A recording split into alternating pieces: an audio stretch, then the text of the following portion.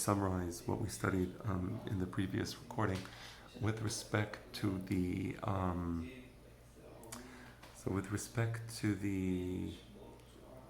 field. With respect to the field, so when Reuven tells Shimon, "I'm going to buy this field back from you," so let's see the way this works. Reuven sells. He makes a statement. The statement is it's going to be Kodesh. Okay, and Al Tenai. Okay, now Reuven sells the field to Shimon, so there's a transfer of ownership from Reuven to Shimon. Then Reuven buys the field back from Shimon, so there's a transfer of ownership from Shimon back to Reuven.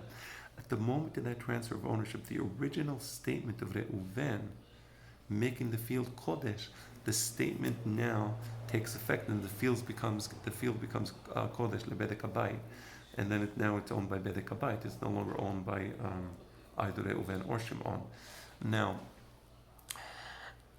and of course, this is different than the woman saying Yikadishu yadai le'osehem, because Yikadishu yadai le'osehem, at the moment she makes her hands Kodesh, the hands are not in her reshut, and therefore that statement is a non-statement. And even if she gets divorced, the original statement of Yikadishu yadai le'osehem is not valid, has no legal effect, is of no legal consequence. I just want to explain the statement of Rabbi Vidal Kreska. So Rabbi Vidal Kreska says, how is it so simple to Rabbi Ilai that if a person, if Reuven tells Shimon, when I buy this field back from you, he still didn't sell the field to, Reuven is still the owner of the field, but he tells him, I'm just going to sell you the field, I'm going to buy it back. When I buy it back, it's going to be Kodesh.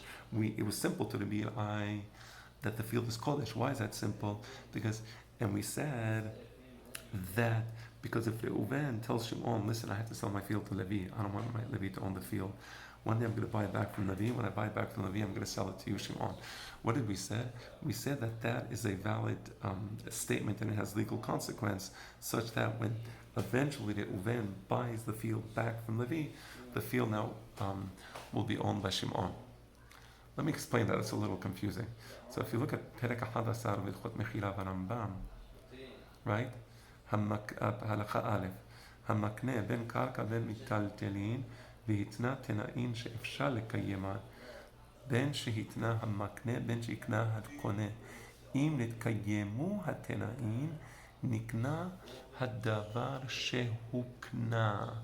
You can sell something based upon תנאים, based upon conditions.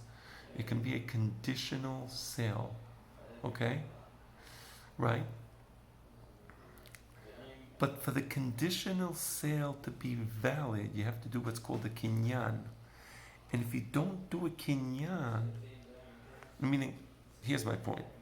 A naked statement is legally of no consequence.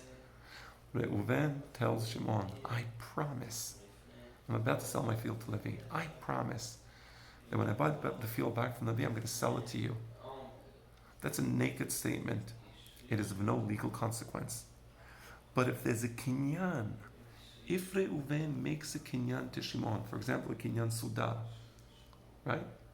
So Shimon takes out a sudar, and Reuven is makneh, his field, Reuven's field, to Shimon, based on the kinyan sudar, al tenai that he's going to sell the field to Levi and buy it back from Levi, and then the field will become Shimon. I wanted to emphasize that point. There needs to be a kinyan sudar, or some sort of kinyan. But without a kinyan, a naked promise in Jewish law is not legally binding. There has to be a kinyan. Right? So, במה דברים אמורים, this is פרק 11 of הלכות מחילה ברמב"ם, ושקנה בדרך מן הדרכים שקונים בהם.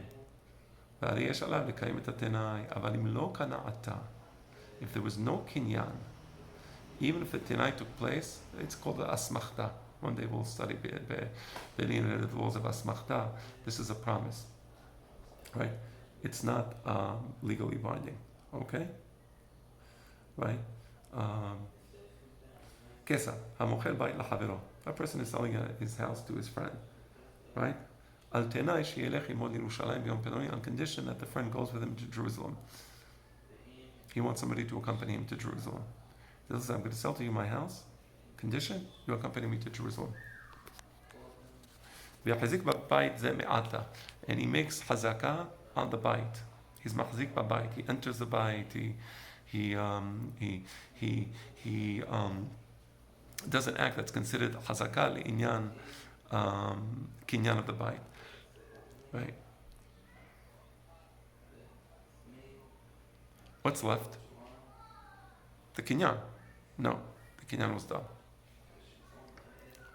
What's left? The tenai. Okay.